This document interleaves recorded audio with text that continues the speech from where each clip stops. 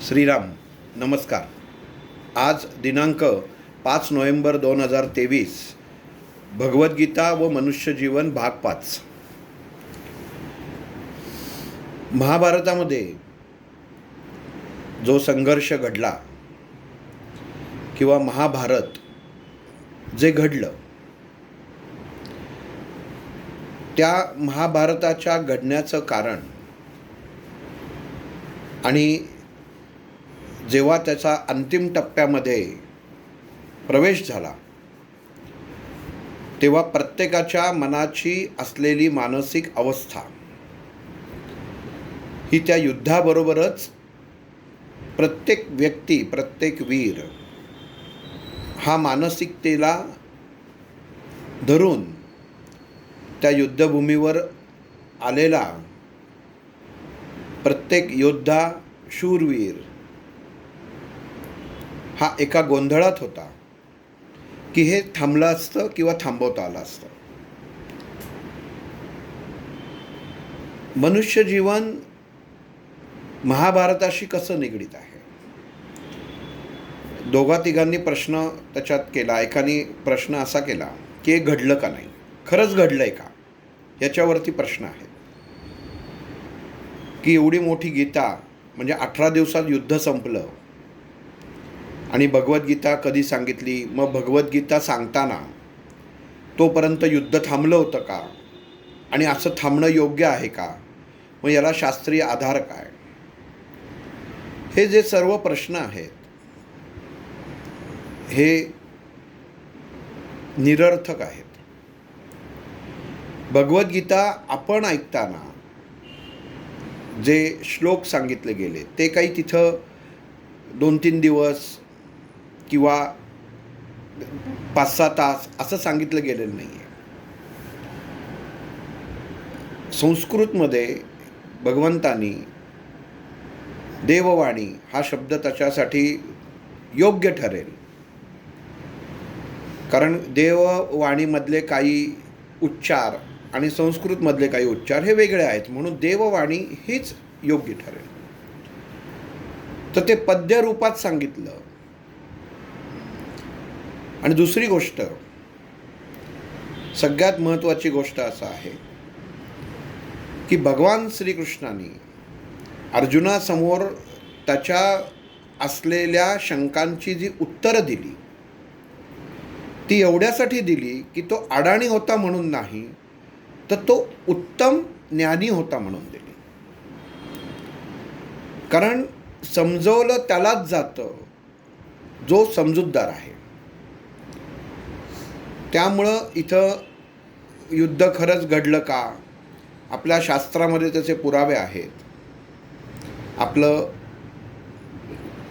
देशाचं नाव त्या राजाच्या, भारत वंशाच्या, भारत नावाच्या या सर्व राजांमुळं जो इतिहास घडलेला आहे त्या इतिहासावरनं आपल्या या हिंदुस्थानची ओळख आहे. हिंदूंचं असलेलं स्थान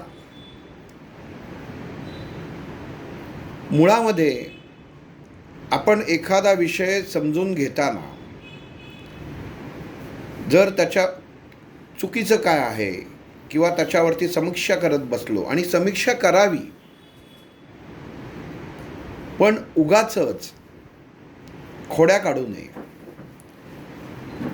कदाचित तुम्हाला या शब्दाचा राग येईल किंवा मी तुमच्या या प्रश्नाचं उत्तर देणं, खोड्या काढताय तुम्ही, हा तुम्हाला अपमान वाटेल. तर तसं काही नाही आहे.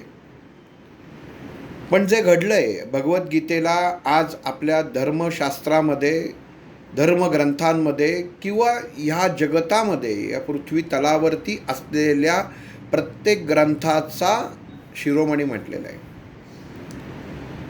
की तुमच्या जीवनातलं प्रत्येक उत्तर, संकट कुठलंही असो, विचार प्रश्न कुठलेही असो, त्याचं उत्तर भगवद्गीतेमध्ये सापडतं. अर्जुनाला सांगितलं, अर्जुन हा ज्ञानी होता. आपण नेहमी अभ्यास करताना किंवा ऐकताना भगवंतानी अर्जुनाला भगवद्गीता सांगितली, जर ती लपवून ठेवायची असती, समाजापर्यंत येऊन द्यायची नसती, तर त्याचं नंतर लिखाणही झालं नसतं आणि तेवढी ही साक्षात भगवंतांनी सांगितली होती. त्यामुळं त्यांनी अशी काहीतरी उपाययोजना तेव्हा निश्चित केली असती की ती फक्त अर्जुनालाच कळावी, जगताला कळू नये. समाजापर्यंत येण्यासाठीच केलेली ही सोय. आणि ह्या सोयीमध्ये हे सर्व जे घटक आहेत, घटक एवढ्यासाठी शब्द वापरतो की इथं युद्धभूमीवरती जे वीर होते, प्रत्येकाचं एक प्रमाण होतं, स्वतःचं एक युद्ध कौशल्य, शौर्य ह्याचं एक प्रमाण होतं. आणि ह्या प्रमाणाची पावती धर्म आणि अधर्म या युद्धामध्ये मानसिकता व्यवस्थित न सांभाळल्यामुळे किंवा धर्माशी नीट निगडीत आणि प्रामाणिकपणे न राहिल्यामुळे भीष्माचार्यांना, द्रोणाचार्यांना, कृपाचार्यांना त्या अधर्म बाजूनी युद्ध हे करायला लागलं होतं. म्हणजे जी गोष्ट माहिती असते आपल्याला की चुकीची आहे, पण त्या बाजूनी उभं राहायला लागतं. पण हीच गोष्ट भगवंतांनी अर्जुनाला सोपी करून सांगितलेली आहे. कारण आपल्याला जीवनामध्ये ज्ञान आणि व्यवस्थित मार्ग दाखवणारी व्यक्ती ही मिळणं आणि असणं हे खूप गरजेचं आहे. मागच्या वेळी आपण ज्या रथाच्या वरती खुद्द हनुमान कपिध्वज ध्वजरूपात साक्षात आरूढ झालेले आहे तिथपर्यंत थांबलो होतो. विचार करताना किंवा ऐकताना ते दृश्य आपल्या डोळ्यासमोर असणं मुख्यत्व गरजेचं आहे. भीष्माचार्य, द्रोणाचार्य, कृपाचार्य, सर्व कौरव सेना आणि एका बाजूला सर्व पांडव सेना आणि याच्या मधोभागी उभा केलेला रथ, अर्जुनाने उभा केलेला रथ, आणि त्या रथाची माहिती ही एवढ्यासाठी दिलेली आहे. आणि संजयाने त्या अंध धृतराष्ट्राला परत एकदा सांगतो की भगवद्गीता ऐकताना किंवा आपण हे जे मी बोलतोय ते ऐकताना आपल्याशी सार्वजनिक जीवनाशी कसं निगडित आहे ह्याचा आपण विचार करतो. भगवंत सांगत असतो, दुसऱ्याच्या रूपात सांगत असतो. आपण एखाद्या ठिकाणी प्रवासाला जात असतो, बसस्टँडवरती आपल्या बसची वाट बघत असतो आणि शेजारचा कोणाशी तरी बोलत असतो. ते बोलणं आपण ऐकतो, पण काही वेळा असं होतं की तो आपला ज्याच्याशी काही संबंध नाही ते बोलणंसुद्धा आपल्यासाठी असतं. इतकी परमेश्वरांनी आपल्यासाठी प्रत्येक क्षणोक्षणी सोय करून ठेवलेली आहे. आणि हे आपल्याला कळणं गरजेचं आहे की हे माझ्यासाठी आहे. अहंभाव मनामध्ये आला की नाही, काय बोलतायत काय नाही, तर ते त्याचा उपयोग नाही. आपल्यासाठी काय स्वीकारणं हा सगळ्यात मोठा गुणधर्म मनुष्यानी घेतला पाहिजे. आपण बाजारातनं तांदूळ आणतो, निवडलेला आणतो, तरी एका दुसरा खडा हा येतोच. भाजी आणतो, उत्तम आणतो, पण त्यातलं एखादं फळ किंवा एखादं भाजी ही किडकी निघतेच. निवडताना आपण उत्तम निवडलेलं असतं. तसं ज्ञानाच्या बाबतीत आपण जीवनामध्ये आपला जीवनरथ चालवताना उत्तम गोष्टी स्वीकारत असतो, पण कर्म या सिद्धांतानुसार ते आपल्यामध्ये काही गोष्टी ह्या येतातच. ती आपली परीक्षा असते आणि ती परीक्षा आपण कशी देतो याच्यावरती परमेश्वर भगवंत पुढचा अध्याय तुमच्या समोर उघडा करतो. कारण पहिल्या पायरीवरच जर तुम्ही नापास झालात, म्हणजे जसं धरून चालू आपण की काही भाजी घेतलीत, वांगी घेतलीत, 5 वांगी तुम्ही घेतलीत आणि त्यातली 2 किडकी निघालीत, तर तुम्ही लगेच जाऊन भाजीवाल्याशी जर भांडलात, किडकी वांगी विकतोस का म्हणून, पैसे मला परत दे आणि ही तुझी 3 वांगी परत घे. एक गोष्ट अशी असते की आपण पहिल्या गोष्टी हा विचार करत नाही की प्रत्येक वांगं काही त्या भाजीवाल्याने फोडून बघितलेलं नाही आहे की आतमध्ये कीड आहे की नाही. म्हणजे हा पहिला विचार आपल्या मनात यायला पाहिजे की त्यांनी, ठीक आहे, त्यांनी आज माल जो विकलेला आहे त्याच्यात काही खराब निघाला, तो ज्याच्याकडनं घेतला आहे त्याला सांगू शकतो. पण आपण काय करतो की माझे कष्टाचे पैसे त्यांनी दिलेले आहे त्याच्या तोंडावर जाऊन मारतो ते, आणि 2 शब्द अपमानाचे बोलून येतो की तुमच्याकडचा मालच खराब आहे. म्हणजे उच्चारताना किती सहज वाक्य आहे बघा. तुमच्याकडच्या मालच खराब आहे, म्हणजे एक गोष्ट खराब निघाली तर सगळ्या गोष्टींना आपण नावं ठेवतो. मग भगवंत म्हणतो की तुला एक एवढंसं साधं मी तुझ्या पदरात टाकलं, बरं ते किडका असो, तर ते तू नीट स्वीकारून ते बाजूला टाकून देऊ शकतोस. जर जमिनीत टाकलंस तर त्याच्यापासून नवीन झाड येऊ शकतं. इथपर्यंत विचार मनुष्य करत नाही. आपण लगेच ते कचऱ्याच्या टोपलीत टाकतो, कारण आता सगळेच बिल्डिंगमध्ये राहतात, कोणाकडे तेवढी जमीन किंवा ती ठेवायला जागा नाही. पण मूळ मुद्दा असा राहतो की जी क्रिया तुम्ही म्हणाल की काय त्याच्यामध्ये ह्याचा माल त्याचा माल किडका नसतो, भगवंतानी ती गोष्ट तुमच्या पदरात मुद्दामून टाकलेली असते की तुम्ही ती कशी स्वीकारता. आपण केलेली एखादी गोष्ट जर चुकीची आहे असं समोरच्याने जर दर्शवून दिलं तर ते आपल्याला आवडत नाही, आपल्याला तो अपमान वाटतो. पण भगवंतानी तुम्हालाच धडा शिकवण्यासाठी ही गोष्ट घडवून आणलेली आहे, तर ती आपल्याला तेव्हा स्वीकारणं गरजेचं आहे. ठीक आहे, आत्ता त्याच्यामध्ये खराब निघालं ना, हरकत नाही, माझ्या नशिबात होतं तर मी स्वीकारतो आणि ते बाजूला टाकतो. हे ज्ञानी माणसाचं लक्षण आहे. आणि इथं हे लक्षण आपण म्हणजेच धृतराष्ट्र आहोत. आणि तो संजय आपल्याला सांगतोय की ही घटना घडतीये, आणि ह्या घटने घडण्यामध्ये रथाचं वर्णन करायचं कारणच एवढ्यासाठी असतं की ज्या रथावरती खुद्द हनुमान होते, खुद्द रामचंद्र होते. श्रीकृष्णाचं अवतारच आहे, आपल्याला माहिती आहे, रामचंद्र आणि श्रीकृष्ण एकच विष्णू अवतार आहे. मग ज्या रथावर, म्हणजे जमिनीवर सुद्धा नाही, रथावर, म्हणजे ती जागा केवढी बारीक आहे बघा. म्हणजे तेवढ्या छोट्या जागेत खुद्द अर्जुनासोबत प्रभू रामचंद्र आणि त्यांचा सेवक हनुमान, या 2 जे अपराजित होते अशा व्यक्ती असलेल्या माणसाचा पराभव होईल का हे सांगायचा प्रयत्न तो संजय त्या अंध धृतराष्ट्राला करत होता. का करत होता? कारण धृतराष्ट्र हा राजा होता. राजानी मध्ये हस्तक्षेप केला तर कुठल्याही क्षणी युद्ध हे थांबू शकतं. हा सहज सर्वसाधारण नियम आहे, हे सर्वांना माहिती आहे.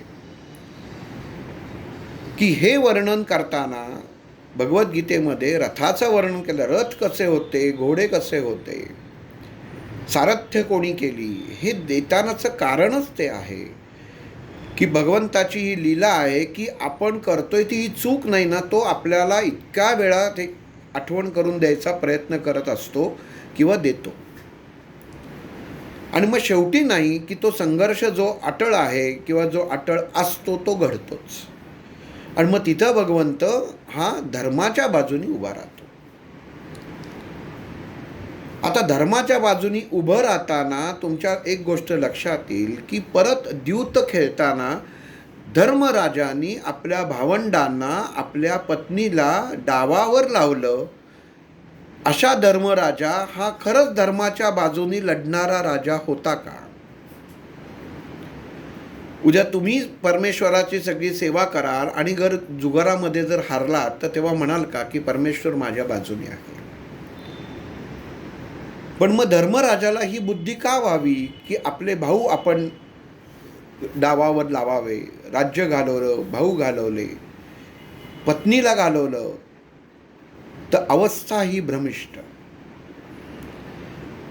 भ्रमिष्ट अवस्था ही जेव्हा मनुष्याच्या उत्पन्न होते देहामध्ये, तेव्हा आपण काय करतोय हे तो मनुष्य विसरतो आणि त्या भ्रमाच्या पाठीमागं, त्या लालसेच्या पाठीमागं तो धावायला सुरुवात करतो. मग तेव्हा साक्षात तुम्ही स्वतः धर्म असा किंवा बाजूला तुमच्या परमेश्वर असा. त्यामुळे धर्माचं जी अवस्था त्या क्षणी झाली, जी भ्रमिष्ट अवस्था झाली होती, ती अवस्था का झाली तर शकुनी जो वास्तविक कौरवांचा पूर्ण नाश व्हावा या शपथेनी कौरवांच्याच बाजूनी लढत होता. आपल्या सख्या भाच्यांना तो खत पाणी घालून प्रवृत्त करत होता की दुष्टतले दुष्ट तुम्ही कृती कशी करा. आणि त्याच्यासाठी स्वतः त्यांनी साधना करून त्या हातामधल्या असलेल्या फास्यांना आत्मसात करून घेतलं होतं. परत हे सांगायचं कारण असं की मनुष्य एखादी गोष्टीचं किंवा एखाद्या दुसऱ्याचं जेव्हा वाईट चिंततो तेव्हा तो कुठल्या परिस्थितीपर्यंत घसरू शकतो त्याचं हे मोठं उदाहरण आहे. आणि हे जेव्हा तो घसरतो आणि ज्याच्यावर घसरतो तो की सर्वसाधारण होते का हे पाची पांडव, पण त्यांचीही त्या धर्मराजाची बुद्धी भ्रमिष्ट झाली. पण मग बुद्धी भ्रमिष्ट झाल्यानंतर तिथं भगवान श्रीकृष्णाने येऊन त्यांना दूत खेळू नका म्हणून थांबवलं नाही. मग का थांबवलं नाही? कारण सद्विवेक बुद्धी ही तुम्हाला परमेश्वराने उपजत दिलेली आहे. मग त्या बुद्धीचा वापर केला नाही. द्रौपदीचं वस्त्रहरण, वस्त्राला हात घालेपर्यंत भगवान श्रीकृष्ण आला नाही, कारण तिला अपेक्षा होती की माझे एवढे पाची जे पती आहेत त्यातले सगळे महारथी आहेत, ह्याच्यातला कोणतरी उठेल आणि मला यांच्यापासनं वाचवेल. या पाची महारथींमधल्या एकाची ताकद होती की ह्या सर्व जणांना थोपवू शकेल. पण केवळ भ्रमिष्ट अवस्थेमुळे स्वतःचा झालेला नाश आणि स्वतःची करून घेतलेली अवस्था ही काही वेळा मनुष्याच्या स्वतःच्या देहाची विटंबना करेपर्यंत घसरू शकते, अशी परिस्थिती उत्पन्न होते. आणि मग तिथं द्रौपदी ही सुद्धा काही साधी होती का? साधना केलेली नव्हती का? पांडवांची पत्नी. मग तिची स्वतःची ताकद होती, सर्व ताकद तिने पणाला लावली, स्वतः भोवती वलय निर्माण केलं की त्याच्यातनं एका स्त्रीची रक्षा कशी करावी. हे तिने सर्व पर्याय जेव्हा तिच्याकडे संपले, श्रीकृष्ण तेव्हा स्वतःहून आला का? नाही आला. तिने जेव्हा हाक मारलं त्या क्षणी प्रगट झाला. म्हणजे परमेश्वर तुमच्याशी तुमच्या बाजूला जरी असला आणि तुम्ही त्या अवस्थेपर्यंत पोचल्यानंतर एक तर मुळात ती अवस्था येऊ द्यायची नाही, हा पहिला भाग झाला. आणि ती अवस्था जर आली म्हणजे द्रौपदीचा ह्याच्यामध्ये दोष काही होता का? मागच सांगितलं, अंधे का बेटा अंधे हे फक्त नंतरच्या लोकांनी लिखाणांकारांनी ते लिहिलेलं आहे. ती हसली, तो घसरून पडला, त्या महालामध्ये महाल असा बनवलेला होता. या गोष्टी जर तरच्या आहेत. मनुष्य जेव्हा भ्रमिष्ट होतो, एखाद्याच्या बाबतीत द्वेष उत्पन्न होतो, तो इतका होतो की तो समोरच्याची संबंध विध्वंस करायला तयार होतो. ती अवस्था दुर्योधन दुःशासनांनी पांडवांच्या बाबतीत ही कृती करायचं तेव्हा ठरवलं होतं. इतका राग. आणि तेव्हा त्या रागाला खतपाणी घालणारे म्हणजे तेव्हा कर्ण होता. बघा चुकी कशी असते. कर्णाचं चरित्र राधेय जर तुम्ही वाचलं तर वाचा, नसेल वाचलं तर उत्तम आहे. म्हणजे इतका उत्तम गुण, चांगला माणूस नाही, उत्तम गुण असलेला माणूस एका गुणामुळे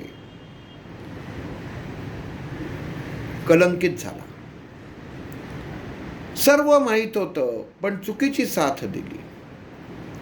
आणि ही सगळी एखाद्या गोष्टीचा स्फोट होण्यासाठी भरलेली, एखाद्या फटाक्यामध्ये जशी दारू भरतात तशी ही मानसिक अवस्था ही या युद्धभूमीवरती प्रत्येक पांडवांच्या मनामध्ये निर्माण ठासून भरलेली ही दारू होती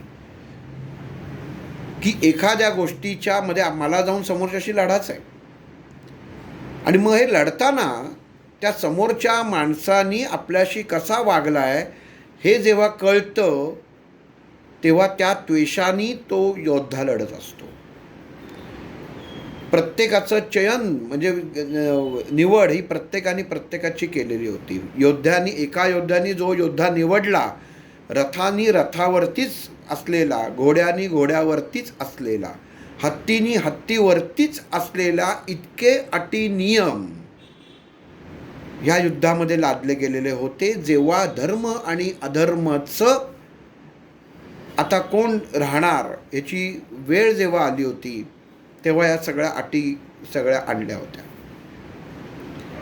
मग याच अटी अगोदर सगळ्या आल्या असत्या, सगळ्या गोष्टी अगोदर घडल्या असत्या तर हे युद्ध झालं नसतं.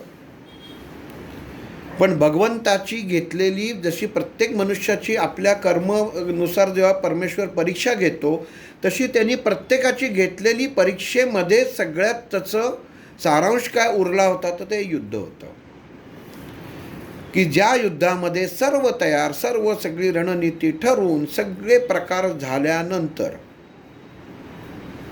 आणि मग ही अवस्था जेव्हा उत्पन्न झाली, मग रथ उभा राहिला, रथाची माहिती संजयानी धृतराष्ट्राला परत सांगितली, तेव्हा धृतराष्ट्राच्या मनामध्ये प्रश्न उत्पन्न झाला की याच्या रथावरती साक्षात परब्रह्म आहे, वायुपुत्र आहे,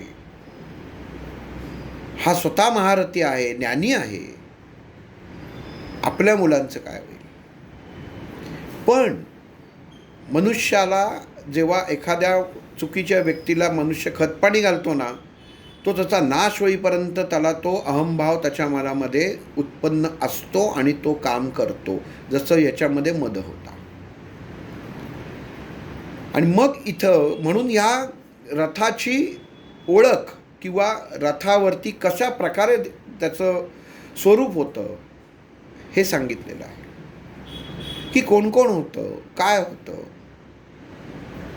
आणि मग जेव्हा अर्जुन या सगळ्या आपल्या नातेवाईकांना बघतो आणि जेव्हा ढासळतो, ते गांडीव धनुष्य त्याच्या खांद्यावरनं गळून पडतं आणि भगवान श्रीकृष्णाला जेव्हा तो म्हणतो की यांच्याबरोबर मी युद्ध कसं करू, हे तर माझे आहेत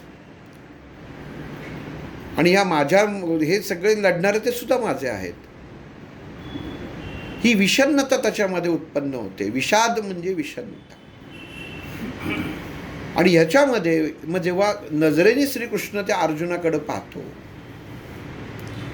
आणि त्याच्या मनामध्ये प्रश्न उत्पन्न होतो भगवान श्रीकृष्ण की या ज्ञानी माणसाच्या मनामध्ये दया उत्पन्न झाली कशी. बघा काय असतं, एखादा मनुष्य असं धरून चालू की आपण सर्वसाधारण व्यवहारामध्ये एका त्या मुलीचं हत्याकांड घडलं, त्याला फाशी झाली आणि ती फाशी देताना जर आपल्याला असं वाटलं अरे वाईट, त्याचा जीव जाणार आता, तर चालेल का. मग अशी घटना इथं काय होतं, साधारण त्या अनुषंगानेच घटना घडलेल्या होत्या प्रत्येकाच्या. ज्या कौरवांच्या बाजूनी काही रथी महारथी होते ते याच प्रकारचे होते. मग अशा घटना घडल्यानंतर ह्या माणसांच्या प्रती भले तुमचे नातेवाईक असो, जवळचे असो, आजे असो, आजोबा असो, काका असो, काकांच्या मुलाला कसं मारू असं अर्जुन विचारतो. ते शत्रू आहेत. श्रीकृष्णाने आठवण करून दिली, पार्थ हे तुझे शत्रू आहेत, तू काकांची मुलं कुठनं आली याच्यामध्ये. श्रीकृष्णाचे वाक्य लक्षात घ्या. ज्याच्या विरुद्ध आपल्याला लढायचं आहे ते नातं तिथं संपतं. तो आपला प्रतिस्पर्धी असतो. कोर्टामध्ये गेल्यानंतर जो उभा राहिला तो एक आरोपी असतो आणि दुसरा त्याच्या विरुद्ध फिर्यादी असतो. त्याला अशी विशिष्ट नावं नसतात. त्याला आरोपीच म्हणतात आणि एकाला फिर्यादीच म्हणतात. पण फिर्यादी सुद्धा म्हणला की नाही नाही, मला याच्याबद्दल जरा करुणा वाटते, तर न्यायाधीश न्यायनिवाडा कसं करणार? ते म्हणतील अरे मग तू ही केस केलीसच का? जर तुला जर एवढं तुझं मनामध्ये दयाभाव होता आणि ह्या समोरच्या असलेल्या आरोपींनी तुझ्यावरती जर चुकीचं वागलेलं आहे तुझ्या बाबतीत, तर मग तू आता दयाभाव दाखवतोच कसा काय? तुझ्यामध्ये तो आरोपी आहे, त्याच्यामध्ये तू दयावान मनुष्य जर बघायला गेला तर न्यायनिवाड्याचं काय होईल? मग हीच अवस्था इथं निर्माण झालेली होती. फिर्यादी होते अर्जुन, आरोपी होते कौरव, आणि न्यायासनावरती न्यायाधीश होते श्रीकृष्ण. मग ज्यांनी अत्याचार केले, ज्यांनी चुका केलेल्या आहेत, जे समजत असून अधर्माच्या बाजूने उभे असलेले पितामह द्रोणाचार्य, कृपाचार्य त्या बाजूनी आहेत, ते त्यांना तू आपलं कसं संबोधतोस? मग जज म्हणणार नाही का, न्यायाधीश म्हणणार नाही का, अरे तू त्याला आरोपी म्हणतोयस, त्याच्या विरुद्ध लढतोयस आणि त्याला तू आपला म्हणतोयस, नक्की काय? गोंधळ होणार. मग श्रीकृष्णाच्या मनात हा गोंधळ झाला नाही, पण त्याला ही गोंधळलेली अर्जुनाची अवस्था कळली. म्हणजे अर्जुन ज्या क्षणी त्याच्या मनुष्य बघा गोंधळलेला असतो की त्याच्या चेहऱ्यावर कळतं. म्हणजे फक्त मानसिक अवस्था बोलताना किंवा बोलून झाल्यानंतर की हा कुठेतरी आज जरा बोलताना कन्फ्युजनमध्ये होता, गोंधळलेला अवस्थेत होता, काहीतरी वेगळंच बडबडत होता, तर असं नाही चालत. मनुष्याच्या चेहऱ्यावरनं कळतं. आणि आपण त्याला विचारतो काय रे आज काही अडचण आहे का? आज जरा नेहमीसारखा तू हसरा दिसत नाही आहेस किंवा नेहमीसारखा फ्रेश दिसत नाही आहेस. आणि तिथं तर भगवान श्रीकृष्ण होते आणि त्यांनी अर्जुनाच्याकडे बघितलं की ह्याच्याकडे हा ज्ञानी आहे. ज्ञानी ज्ञानी 10 वेळा मी का म्हणतोय अर्जुनाला? कळतंय चांगलं काय आणि वाईट काय, ह्याला ज्ञानी म्हणतात. मी कशासाठी लढतोय? तू अर्जुन म्हणून तू या युद्धभूमीवर या रथामध्ये उभा नाही आहेस. तू अर्जुन आहेस, पांडवांचा बाजूचा तू आहेस, म्हणून हे पार्था मी तुझ्याबरोबर, मी आणि माझा जो हनुमंत आहे, सेवक आहे, हे त्याच्यासाठी नाही आहे. खाजगी युद्ध नाही आहे हे धार्मिक युद्ध आहे. तू अर्जुन ही जी अवस्था आहे ही याच्यासाठी आम्ही आलेलोच नाही आहे, धर्मासाठी आलेलो आहे. आणि का आलेलो आहे? तर तू तेवढा हुशार आहेस रे म्हणून आलेलो आहे. आणि मग तिथं श्रीकृष्ण अर्जुनाला विचारतो, एवढं तुझ्याकडं ज्ञान असून तुला एवढी साधी गोष्ट कळत नाही का? एक तर सगळी तयारी करायला लावलीस, तिथपर्यंत आणलंस, हे सगळे तुम्ही घडवताय, इथपर्यंत एवढं सैन्य आलं, त्यांचे घरदार सोडून आलं, आपलं सैन्य घरदार सोडून आलं, इथपर्यंत तुझं ज्ञानी बुद्धी कुठे गेली होती? तेव्हा तुला ते वेगळे वाटले होते का? तेव्हा ते नातेवाईक नव्हते का? आज तुझ्या समोर उभे आहेत म्हणून ते तुला नातेवाईक वाटत आहेत का? ही आत्ता प्रासंगिक गोष्ट जेव्हा एखादी ऐन वेळेला घडते, 11th आवरला घडते, तशी घडली आहे का? सगळं ठरवून आलेलं आहे ना.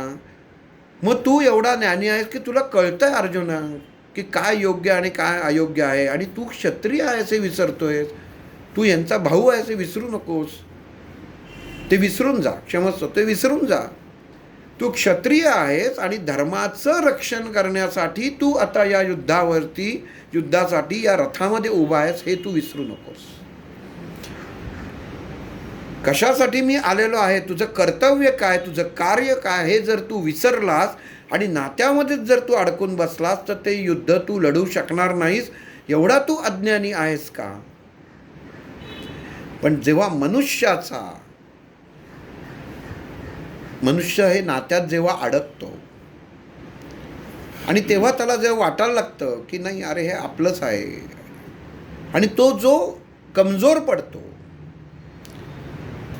आणि मग तो विचारतो की ह्यांना घेऊन मी करू काय? राज्य प्राप्त करणार, त्याचं मी सुख उपभोगू शकणार नाही. ही अर्जुनाच्या मनामध्ये उत्पन्न झालेला दयारूपी अहंकार आहे. भगवंतानी त्याला सांगितलं, अरे हा तुला अहंकार झालाय की यांना मारल्यानंतर हे मी सगळं कसं स्वीकारू आणि ह्याच्यातनं मी परत हे राज्य प्राप्त करून हे राज्य कसं चालू, हा तुला अहंकार झाला आहे. कारण तू विसरतोयस की तू क्षत्रिय आहेस, हे तुझं काहीच नाही आहे. तू लढतोयस, ही धर्माची लढाई लढतोयस, हे तू विचार करतोयस ना, हा वैयक्तिक विचार करत आहेस. समोरचे शत्रू वैयक्तिक विचार करतायत का? हे पार्था, तू तेवढा ज्ञानी आहेस की या सर्वांपेक्षा वेगळा आहेस, म्हणून मी तुझी आणि तू माझी निवड केलीस. बघ, माझ्या निवडीला माझ्या प्रत्येक गोष्टीचं जो मी सांगतोय त्याप्रमाणे तुम्ही जी व्यूहरचना ऐकून केलेली आहेत, त्याला ते समोरचे शत्रुपक्ष आक्षेप घेत आहे. कारण तिकडं कौरव पक्षामध्ये त्याच वेळी प्रश्न पडले. इकडची सगळी व्यूहरचना पितामह द्रोणाचार्य करत असताना इकडची सगळी परिस्थितीची नियंत्रण हे श्रीकृष्ण कसं करतोय, त्याचा तर भागच नाही युद्धामध्ये. तो तर सारथी आहे. मग हे पांडव त्याचं कसं काय ऐकतायत? त्याला आणलंय कशासाठी? सारथीपणासाठी आणलेलं आहे. हे ऐकतायत काय? ही अवस्था सर्वसामान्यांच्या मनामध्ये, सर्वसामान्य जीवितांच्या जगताना आपल्या मनामध्ये असते. आणि मग इथं अर्जुन तेव्हा श्रीकृष्णाला विचारतो की ह्यांना मी मारल्यानंतर मला मुक्ती मिळेल का? आणि एखाद्या व्यक्तीला आपण सांगून बोलून घोकून तेच त्याला आपण समजवत असतो, अरे तू नाही चुकतोयस, तरी त्याला कळत नाही आणि तेच तोच प्रश्न विचारत असतो. तसा इथं श्रीकृष्ण पण वैतागला. मी याला एवढं समजावून सांगतोय, हा एवढा ज्ञानी आहे, यांनी एवढं प्राप्त केलं जीवनामध्ये, पण याला एवढी साधी गोष्ट कळत नाहीये की अरे तू मारलं नाहीस तर ते तुला मारतील. तू नातं निभवायला चाललायस, ते नाही चाललेले आहेत. मग इथं श्रीकृष्ण अर्जुनाकडे जेव्हा ज्या नजरेने पाहतो,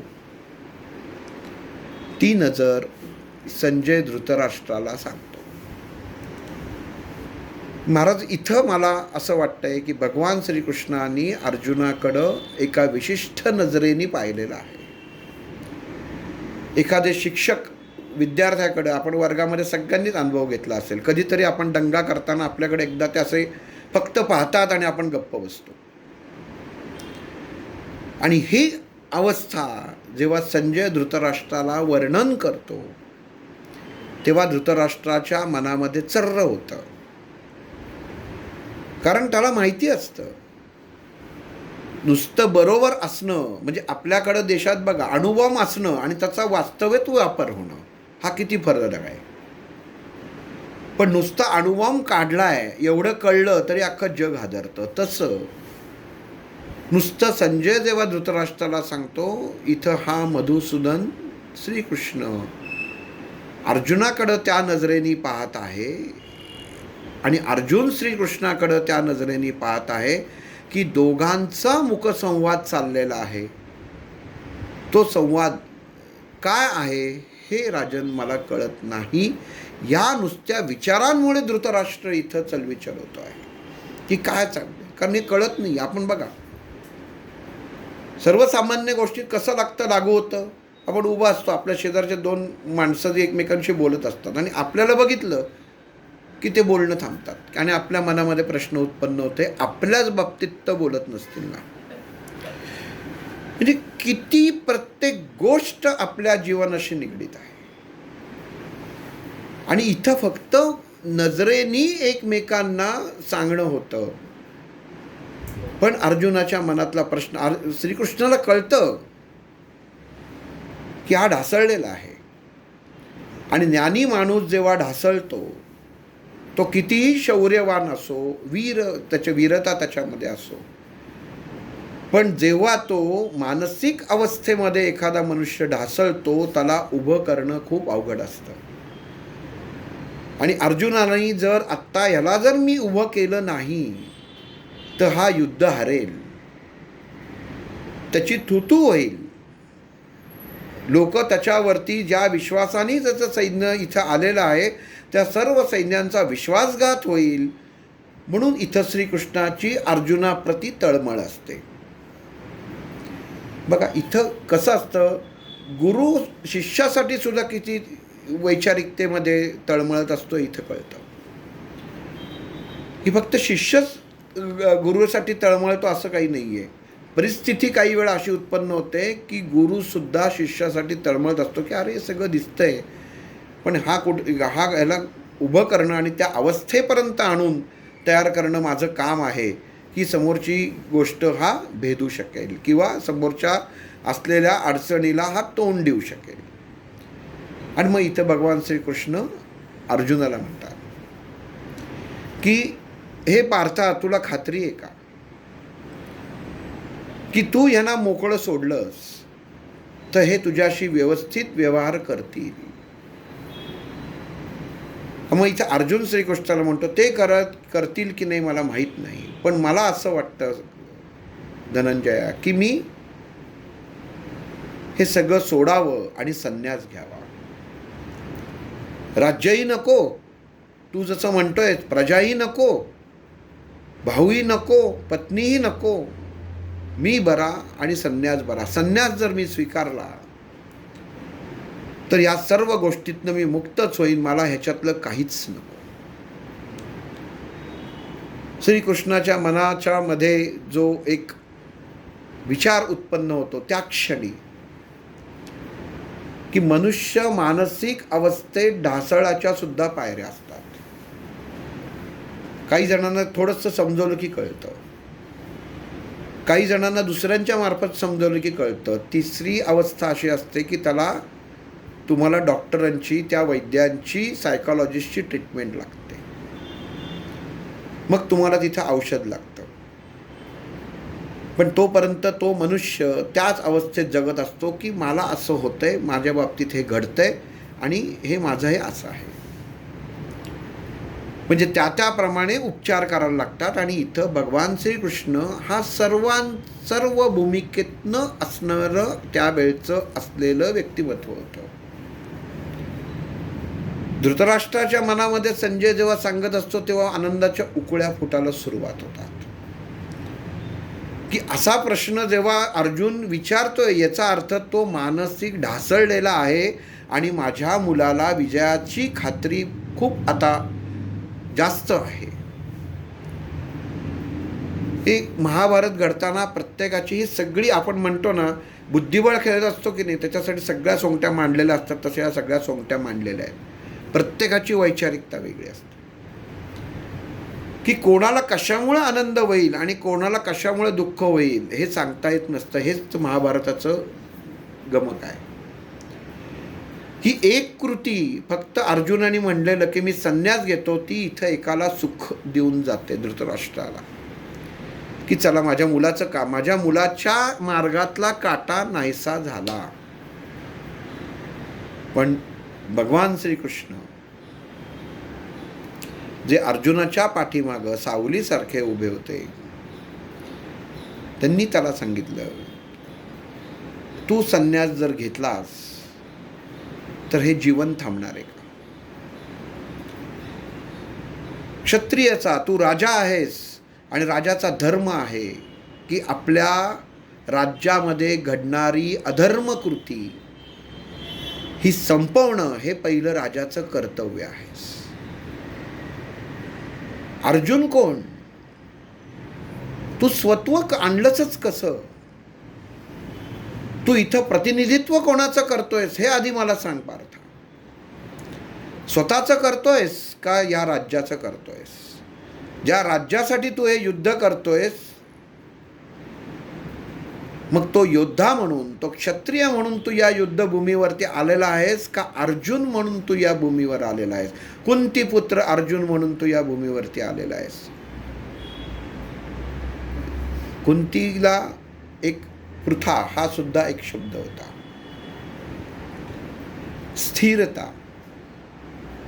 ज्या पोटातनं मनुष्य जन्म घेतो त्याचे गुण, अनुवंशिक गुण त्या अपत्यात येतात. मग अशा स्थिर तत्वाच्या स्थिर असलेल्या मातेच्या पोटी बघा बरं का, आपल्याला सर्वांना माहिती आहे जन्म कसे झालेत. जेव्हा एखाद्याला समजवायचं असतं, जेव्हा एखाद्याची समोरच्याची बुद्धी चालत नसते, तेव्हा त्याला जागेवर आणण्यासाठी शब्द छल कसा केला जातो ह्याची ही सगळी उत्तम उदाहरणं आहेत. की तू कोणाचा मुलगा आहेस हे विसरू नकोस. स्थिरता हे तुझ्या आईच्या स्वभावात आहे आणि तू आधी स्वभावात स्थिरता आण, अस्थिरता आणू नकोस. जर हालत राहिला तो उपयोग काय? कारण प्रत्येक जी एक एक अवस्था असते, कॅटेगरी असते, ती श्रीकृष्णांनी काय पहिल्यांदा शेवटच्या कॅटेगरीमध्ये त्या अवस्थेमध्ये जाऊन अर्जुनाला उपदेश केलेला नाही आहे, हळूहळू केला आहे. एकदम औषधाचा डोस जास्त बूस्टर दिला तर तो घातक ठरतो. थोडं थोडं थोडं दिलं की त्या मेंदूला ती सवय लागते आणि मग तो त्याच्यावरती व्यवस्थित उपचार होतात. तसं मानसिक अवस्थेतलं तात्काळ आणि सोपं ज्ञान अर्जुनाला इथं श्रीकृष्ण देतोय की हा ज्ञानी मनुष्य, कारण तो माहिती आहे की हुशार विद्यार्थी आहे. गुरुजींना माहिती आहे की हा हुशार विद्यार्थी आहे, पण हा आज असं का वागतो आहे. मग एकदा पडताळणी करून बघावी की याची, हा ज्याला मी हुशार म्हणत होतो हा वर्गात पहिला येतो, तर हा याची बुद्धी कुठं भ्रष्ट तर झाली नाही ना, कुठंतरी हा अडकलेला नाही आहे ना, नक्की कुठं अडकलेला आहे. फक्त हे माझे समोरचे नातेवाईक आहेत म्हणून मी युद्धाला तयार नाही आणि मला त्यांचा रोष घ्यायचा नाही, ही गोष्ट काही श्रीकृष्णाला पटत नव्हती किंवा ही धर्माला अनुसरून नव्हती. कारण आधी असंख्य युद्ध अर्जुनाने केलेली होती. म्हणजे जर एखादा शल्यचिकित्सक जर म्हणला की मी अगोदर 100 हृदयाचे ऑपरेशन केलं आणि 101 वेळेला जर म्हणला की मला हे करता येत नाही आहे, हे मला जमत नाही आहे, हे ज्ञानच मला माहीत नाही आहे आणि करतोय ते मी चुकीचं आहे, हा मरेल, ऑपरेशन करता करता मी क्रिया केली तर हा मरू शकतो, जर असं त्या डॉक्टरच्या मनात आलं तर उपयोग काय? त्याचं कर्तव्य काय आहे तेव्हा? तर ते डॉक्टर म्हणून कर्तव्य आहे. तिथं माणूस म्हणून तो काम करत नाही, तो तिथं डॉक्टर म्हणून काम करतो. म्हणून आपण बघा की शक्यतो आपण ऐकलेलं असेल, पाहिलेलं असेल की डॉक्टर कधी स्वतःच्या मुलांवरती मुलींवरती शक्यतो ऑपरेशन करत नाहीत. का? कारण तिथं भूमिकाच बदलते. तिथं ते डॉक्टर राहत नाहीत. करत असतील असं होत नाही, नाही तर उद्या लगेच जण म्हणतील ह्यांनी केलं त्यांनी केलं, तर तसं नको. हे सर्वसाधारण सांगतोय की शक्यतो एखादी शस्त्रक्रिया असेल तर डॉक्टर स्वतःच्या जर अपत्याचं किंवा घरातल्यांचं करत असेल तर करत नाही, दुसऱ्या डॉक्टराकरवी करवतो. त्याचं कारण मानसिकरित्या तेव्हा तो त्यांच्याशी जोडला गेलेला असतो आणि त्या भूमिकेतनं तो असतो. तेव्हा ज्या स्थानावरती जो डॉक्टर म्हणून त्याचं जे स्थान आहे किंवा जरा ती पदवी आहे ज्यांनी ते ओळखलं जातं, त्या क्षणी ती भूमिका बदलते. तीच भूमिका इथं अर्जुनाची बदलली जाते, जे श्रीकृष्ण त्याला सांगतोय की तू भूमिका बदलतोयस आणि फक्त स्वतःबद्दल विचार करतोयस, इतका तू दयावान आणि अहंकारी रूपी दया, नुसती दया नाही आहे. तू समोरच्यावर दया दाखवत नाही आहेस. तुला काय वाटतं की तू मारलं नाहीस म्हणून ते काय मरणार नाही आहेत? तुझ्या हातनं त्यांचं मरण आहे. तू उद्या शस्त्र उचललं नाहीस आणि त्यांना जर त्या शस्त्रांनी मारलं नाहीस तर त्यांचा देह इतर कुठल्या शस्त्रांनी तो देह ठेवला जाणार नाही आहे, तो गतप्राण होणार नाही आहे. तर तुझ्या मनामध्ये जर पार्था हा जर विचार असेल तर तू मूर्ख आहेस, तू मोठा चुकत आहेस. की तुला जर वाटतंय की हे करता करविता तू आहेस तर हे तू विसरून जा. यश देणं तुझं काम नाही, यशासाठी चालणं हे तुझं काम आहे. त्या मार्गावर चालणं हे तुझं काम आहे. त्याला यश देणं की नाही हे परमात्म्याचं काम आहे. तो ठरवेल. तू ठरवणारा कोण? तू कसं सांगू शकतोयस की यांना मी कसं मारू आणि यांना मारल्यानंतर माझं पाप लागेल? अरे कदाचित त्यांच्या बाणाने तू पण मरू शकशील. तू खात्री कशी देतोस? ज्ञानी आहेस तू, अशी बडबड करतोस. ह्या गोष्टीतनं श्रीकृष्ण त्या अर्जुनाला सांगायचा प्रयत्न करतोय. माणसाला ओव्हर कॉन्फिडन्स होतो की समोरची गोष्ट मी करू, नाही होणार. तू करू म्हणजे तू करू शकशील का? तू ठीक आहेस, वकील आहेस, समोर केस आहे, पण समोरचाही लढणारा वकीलच आहे. जिंकणारा एकच वकील आहे, म्हणजे जिंकणार वकीलच आहे. पण अगोदर सांगू शकतो का की तू जिंकणार आहेस म्हणून? भले तुझ्याकडे पुरावे वगैरे सगळं व्यवस्थित आहे, पण खात्री आहे का की आपण जिंकू शकू? नाही. ते ठरवणारं कोण ठरवतं? ते जज ठरवतो, तो परमात्मा ठरवतो की जिंकायचं कोणी, निर्णय काय द्यायचा. तुम्ही तुमचे पुरावे सादर करा, निर्णय द्यायचा काम हा नेहमी जज करत असतो, न्यायाधीश करत असतो. म्हणून इथं सांगितलं कृष्णाने, इथला न्यायाधीश जो आहे हा परमात्मा आहे. इथं भगवंतांनी सांगितलं नाही मी आहे म्हणून. समोरच्याला समजवताना आपली स्वतःची सुद्धा भूमिका कशी बाजूला ठेवायला लागते, इथंही भगवान श्रीकृष्णाने दाखवून दिलेलं आहे की हे सगळं माझ्या हातात आहे. त्यांनी सांगितलं नाही हे सगळं तूच करायचं आहेस, फक्त त्याचं सारथ्य त्याचं मी करतोय. ही स्पष्ट आणि व्यवस्थित भूमिका श्रीकृष्णाने मांडलेली आहे. म्हणजे करता करविता तोच, पण त्या क्षणी त्या भूमिकेत तो नाही. कारण त्याला हे कर्म, हे कार्य त्या अर्जुनाच्या हातूनच करून घ्यायचं होतं. एखादी गोष्ट जर भगवंतानी केली तर आपण एखाद्या वाळवंटात जातो, एखाद्या अशा ओसाड ठिकाणी जातो आणि एखाद्या झाडाला ते फळ बघतो, सुमधुर फळ असतं. कोण घालतं त्याला पाणी? आपण म्हणतो की माझ्या बागेमध्ये हेच झाड आहे, रोज सगळं खत पाणी घालतो उत्तम प्रकारे, पण त्याला काही फळ येत नाही. आणि इथं तर सगळं उजाड माळरान आहे, कोणीच पाणी घालत नाही, तरी झाड पण उत्तम वाढलेलं आहे आणि फळ पण सुमधुर आहे. मग याला पाणी घालणारा कोण? तर याला पाणी घालणारा तो परमात्मा आहे. मग मनुष्याला आपला हा अहंभाव जो आहे, जो अर्जुनाच्या मनात आहे, हा सर्वसामान्यांच्या मनात आहे की करता करविता हा मी आहे, मीच करतो आहे. मग मीच करतोय ना, तर माझ्यातनं घडता कामा नये असं आपल्याला वाटतं. पण हे तुझ्या हातनंच घडावं हीच त्या परमात्म्याची इच्छा आहे. समजायला थोडंसं अवघड जाईल. एखादी गोष्ट करून घ्यायची असेल, एखादं धरण बांधायचं असेल, तर धरणाला बांधणारे सगळे जे मजूर असतात, गडी असतात, हे अशिक्षित असतात. पण कुठला दगड कुठं रचायचं हे ज्ञान त्यांना दिलेलं असतं किंवा त्यांना ज्ञान ते असतं. पण त्यांनी ते व्यवस्थित रचले की नाही हे बघणं त्या इंजिनियरचं काम असतं, की जो तो इंजिनियर बघत असतो आणि शेवटची सही करतो. त्यातला एक दगड जरी निसटला तरी अख्खं धरण फुटत असतं किंवा धरण फुटतं. मग तसंच आपल्या जीवनामध्ये भगवंताचं आणि आपल्या सद्गुरूंचं कार्य चालतं. आणि तसंच इथं महाभारतामध्ये ह्या अर्जुन विषाद, या अर्जुनाच्या मनात उत्पन्न झालेली विषण्णता श्रीकृष्ण बाहेर काढतोय. सगळं ऐकून घेतोय. ठीक आहे, चल बोल. आधी काउन्सिलिंग करताना आधी समोरचं ऐक. तुम्हाला काय त्रास होतं, तुम्हाला काय वाटतं, तुम्हाला कसले भास होतात, तुम्हाला कसली स्वप्न पडतात, हे सगळंच ऐकून घेतो.